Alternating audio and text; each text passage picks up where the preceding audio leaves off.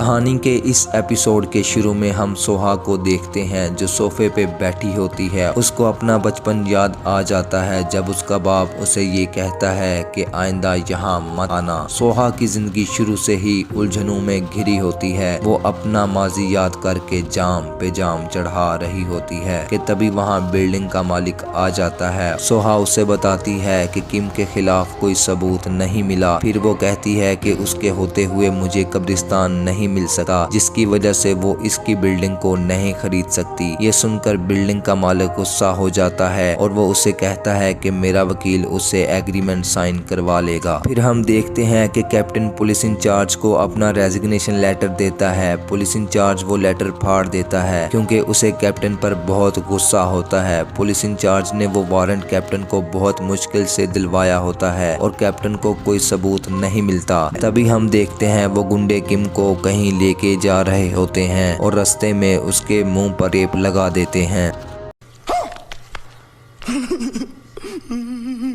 आगे हम देखते हैं कि इंस्पेक्टर जे पुलिस स्टेशन आता है और बताता है कि सोहा और किम दोनों की जान खतरे में है। वो अपनी टीम को उन दोनों पर नजर रखने का कहता है। फिर हम देखते हैं किम को कुछ लोग पकड़कर उस वकील के पास ले आते हैं जो किम से एग्रीमेंट साइन करवाएगा, लेकिन किम साइन नहीं करता और वकील की नाक को जख्मी कर देता है और सबको मारने लग जाता है। फिर वो खिड़की का शीशा तोड़कर बाहर उस बिल्डिंग मालिक की गाड़ी पर छलांग लगा देता है। बिल्डिंग का मालिक सोहा को कॉल करता है और उसको कहता है कि किम ने उसे देख लिया है, जिसकी वजह से उसे गायब करना पड़ेगा। अगर ना किया तो सोहा और वो दोनों पुलिस में फंस सकते हैं। वो ये कहकर कॉल बंद कर देता है। सोहा उसे दोबारा कॉल करती है मगर वो कॉल नहीं उठाता। फिर वो वहाँ से निकलती है और उसका पीछा फिर वही गाड़ी करती है। इधर इंस्पेक्टर जे पुलिस स्टेशन में बैठा काम कर रहा होता है कि कैप्टन भी वहाँ आ जाता है और जे पर गुस्सा करने लग जाता है। दोनों आपस में झगड़ा करने लगते हैं। फिर जे कैप्टन के पास बैठ जाता है और उससे माफी मांगता है क्योंकि उसके बेटे की वजह से कैप्टन अपाहिज हो जाता है। फिर जे उसे बताता है कि जब वो घर गया तो उसकी बीवी मर चुकी थी और उसका बेटा हेडफोन लगा के रूम में बैठा था जिसे कुछ भी सुनाई नहीं दिया और वो इस बात पर बहुत पछताता है और बुरे लड़कों के साथ बैठने लग जाता है। तभी जे को कॉल आती है जो उसकी टीम के एक आदमी की होती है। वो बताता है कि किम की गाड़ी रोड पे मिली है। तभी जे कैप्टन को बताता है कि किम की मां को ढूंढना चाहिए, वो जिंदा है, तभी उन्हें पता चलेगा कि कातिल कौन है। कहानी के आगे हम देखते हैं कि इंस्पेक्टर जे और कैप्टन किम की मां को ढूंढने निकल जाते हैं। उधर सोहा बिल्डिंग मालिक के पास जाती है लेकिन वो वहां नहीं मिलता। वो उसे बार बार कॉल कर रही होती है पर वो उठाता नहीं। यहाँ इंस्पेक्टर जे सोहा के अंकल के पड़ोसी के पास आता है और उनसे किम की मां के बारे में पूछता है। तभी वो बताता है कि सोहा का बाप अपनी छोटी बहन को बहुत पसंद करता था और वो दोनों गांव छोड़ के चले गए क्योंकि सोहा के बाप ने अपनी ही छोटी बहन से शादी कर ली जिससे उसका बेटा किम पैदा हुआ। तभी हम देखते हैं कि सोहा उस बिल्डिंग से वापस जा रही होती है कि वही गाड़ी उसका पीछा करती है। इंस्पेक्टर जे को उन औरतों से पता चलता है कि किम की माँ उसे लेकर एक मंदिर में रहने चली जाती है। फिर इंस्पेक्टर जे को उस गुरु माँ की बात याद आ जाती है। इधर सोहा गाड़ी में बैठकर जाने लगती है कि उसकी गाड़ी के टायर के नीचे कोई चीज अटक जाती है और वो बाहर निकल कर देखती है कि तभी वहाँ कोई आ जाता है। इंस्पेक्टर जे को उन औरतों की बातें सुनकर वो बूढ़ी औरत याद आ जाती है जो इस कहानी के शुरू से सोहा के अंकल की मौत पर नजर आती है। तभी सोहा को पीछे से कोई इंजेक्शन लगाकर बेहोश कर देता है। वो कोई और नहीं होता बल्कि किम की माँ होती है जो वो सारे कत्ल करती है। आगे हम देखेंगे इस कहानी का लास्ट एपिसोड जिसमें हम देखेंगे कि क्या किम की माँ सोहा को मारकर वो कब्रिस्तान को हासिल कर लेती है या फिर इंस्पेक्टर जे उसे पकड़ लेगा।